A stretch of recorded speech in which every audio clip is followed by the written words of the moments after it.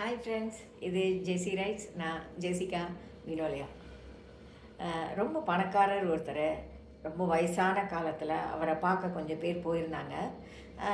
அப்போது அவர்கிட்ட எல்லோரும் பேசிக்கிட்டு இருக்கும்போது கேட்டாங்க, இப்போ நீங்கள் லைஃப்பில் எப்படி ஃபீல் பண்ணுறீங்க? நிறைய சம்பாதிச்சிட்டீங்க, ஓரளவுக்கு நிறைய அனுபவங்களையும் வச்சுருக்கிறீங்க. ஏறக்குறைய உங்களுக்கு தெரியாத விஷயமே இல்லைங்கிற நிலைமைக்கு ஆயிடுச்சு இல்லையா? அப்போனா நீங்கள் எப்படி ஃபீல் பண்ணுறீங்க அப்படின்னு. அப்போ அவர் சொன்னாராம், என்னால் இந்த கட்டிலேருந்து இறங்கி கீழே போய் எதையும் எடுக்க முடியலை, வைக்க முடியலை. எல்லாத்துக்கும் எனக்கு ஹெல்ப்புக்கு ஆள் வேண்டி இருக்குது. அது எனக்கு ரொம்ப வருத்தமாக இருக்குது. மற்றபடி நீங்கள்லாம் சொல்கிற மாதிரி நான் எல்லாத்தையும் தெரிஞ்சு முடிச்சிட்டேன், படித்து முடிச்சிட்டேன்னு நான் நினைக்கல. நான் படிக்கிறதுக்கு இன்னும் நிறைய இருக்குது. ஆனால் அதுக்கான வாய்ப்புகள் எனக்கு இப்போ குறைஞ்சி போச்சு, வயசாயிட்டதுனால அப்படின்னு சொன்னாராம். அப்போ இவங்க கேட்டிருக்காங்க, இனிமேல் உங்களுக்கு படிக்க வேண்டிய அவசியம் என்ன? படிக்கிறதுக்கு என்ன இருக்குதுன்னு நீங்கள் நினைக்கிறீங்க அப்படின்னு. அப்போ அவர் சொன்னானா, இப்போ என்னுடைய பேரப்பிள்ளை உள்ளே வந்துட்டு போனான். அவன் கொஞ்சம் முந்தி தான் அவங்க அம்மா அப்பா கிட்ட அடி வாங்கிட்டு வந்தான், ஏதோ தப்பு பண்ணான்னு. ஆனால் அவன் அது எல்லாத்தையும் மறந்துட்டு சிரிச்சுக்கிட்டே ஓடி வந்துட்டு சிரிச்சுக்கிட்டே திரும்பி ஓடி போனான். இந்த தன்மை எனக்கு வருமா?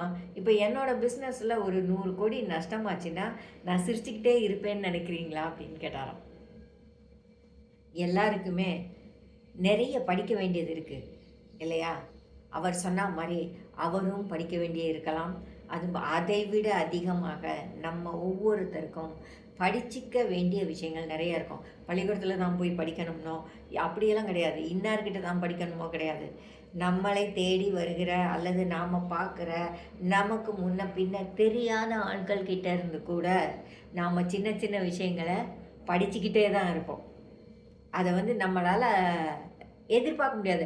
பல நேரங்களில் இதை நம்ம இன்றைக்கி படித்தோமா அப்படின்னு தோணும். ஒரு 2 வாரம் முன்னாடி ஒருத்தர் எனக்கு டெலிவரி பண்ணிவிட்டு அவர் சொன்னார், மேடம் தண்ணி வேணும், குடிக்க கொடுங்க அப்படின்னார். நான் உடனே கொடுத்தேன். அப்போ அவர் சொன்னார், தண்ணி கேட்குறது கொஞ்சம் கஷ்டமாக இருக்குது எங்களுக்கு, நீங்கள் கொடுப்பீங்களோ கொடுக்க மாட்டீங்களோ அப்படின்னு கொஞ்சம் ஹெசிடேட் பண்ண வேண்டியிருக்கு.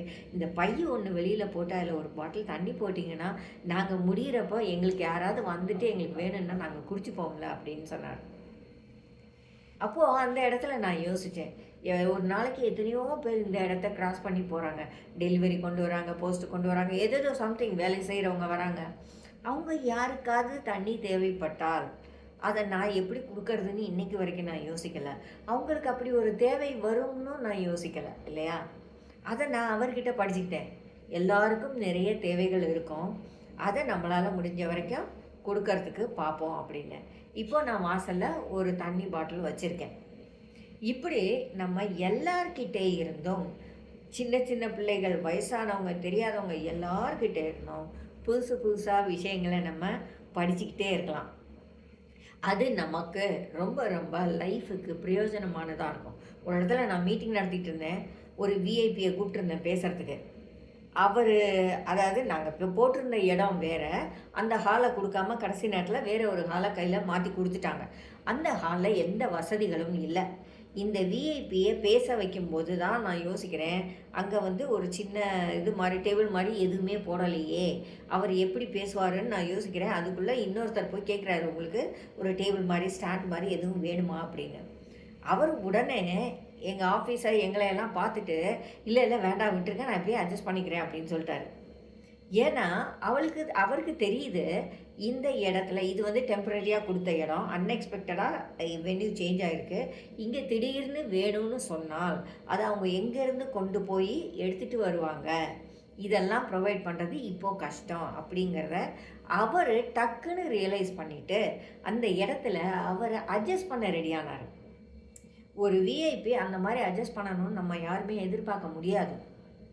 ஆனால் அவர் அதுக்கு இனிஷியேட் எடுத்தார். கடைசி வரைக்கும் அவர் சின்ன சின்ன அசௌகரியங்களை அட்ஜஸ்ட் பண்ணிக்கிட்டே பேசியும் முடித்தார். லைஃப்பில் எல்லாருக்குமே எல்லார்கிட்ட இருந்தும் படிக்கிறதுக்கு விஷயங்கள் இருக்கும். அன்னைக்கு நான் அவர்கிட்ட இருந்து அதை படிச்சுக்கிட்டேன்.